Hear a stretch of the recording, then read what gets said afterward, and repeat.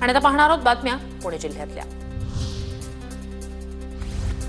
पुण्यात जिल्हा परिषद आणि पंचायत समितीच्या गट आणि गणरचनेच्या प्रारूप आराखड्याचं काम सुरू। लोकसंख्या, भौगोलिक स्थिती आणि आरक्षणाचे निकष लक्षात घेता प्रारूप आराखड्याचं काम सुरू। 14 जुलैला प्रारूप आराखडा तहसीलदार जिल्हा प्रशासनाला सोपवणार।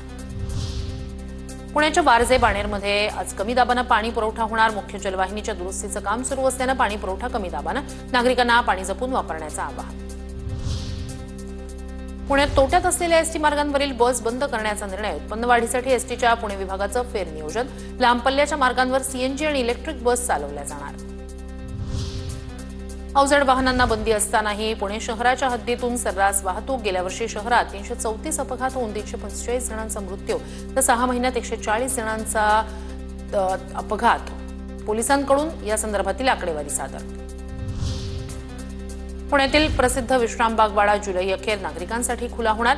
पुणे महापालिकेनं घेतला निर्णय। गेल्या काही वर्षापासून विश्रामबाग वाड्याच्या दुरुस्तीचं सुरू होतं काम। पुण्यातील मुठा नदीच्या पुलाच्या खांबांवर पाणी पातळीच्या खुणा। नदीच्या पाणी पातळीची वाढ झाली हे निश्चित करण्यासाठी पुलाच्या खांबांवर खुणा।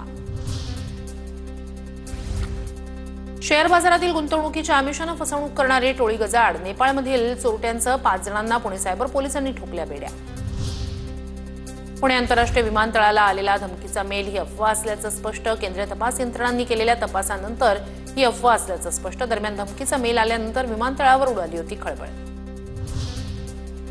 संपूर्ण पुणे विभागात काल पहिल्याच दिवशी 10,835 विद्यार्थ्यांचा 11वीसाठी प्रवेश निश्चित।